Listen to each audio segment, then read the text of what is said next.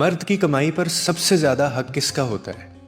ایک عالم دین کے پاس ایک شخص جاتا ہے اور وہ یہ سوال پوچھتا ہے اور وہ آگے سے اتنا خوبصورت انداز میں مثال دے کر وہ آگے سے جواب دیتے ہیں، وہ میں آپ کے ساتھ ابھی شیئر کرتا ہوں۔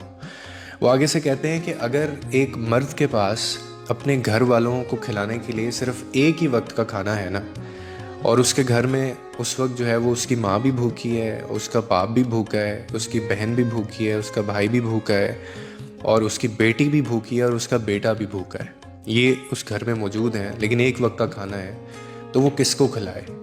اور ساتھ میں اس کی بیوی بھی بھوکی ہے۔ تو وہ آگے سے کہتے ہیں کہ وہ ایک وقت کا جو کھانا ہے وہ صرف اور صرف اپنی بیوی کو دینا واجب ہوگا اس کے لیے۔ کیوں؟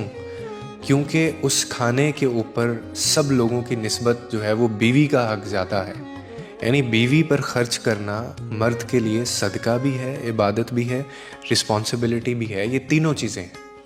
کیوں؟ اب میں آپ کو ریزن بتاتا ہوں۔ کیونکہ یہ وہ رشتہ ہے، میں نے آگے بھی کہا ہے، جو خون نہیں ہے آپ کا، لیکن وفا اس میں دیکھیں کتنی ہے۔ ماں، باپ، بھائی یا جو بہن ہوتے ہیں، یہ آپ کا اپنا خون ہے، مگر بیوی وہ رشتہ ہے جو تمہاری قسمت میں لکھ کر تمہارے نصیب سے تمہیں ملتی ہے، اور پھر وہ تمہاری ہر تھکن، ہر درد اور ہر پریشانی کو بانٹتی بھی ہے۔ اس کے دل میں تمہارے لیے دعا بھی ہوتی ہے، تمہاری راہ میں قربانی بھی ہوتی ہے، اور پھر اللہ نے اسی رشتے کے بارے میں یہ فرمایا ہے کہ عورتیں تمہارے لیے لباس ہیں اور تم ان کے لیے لباس ہو۔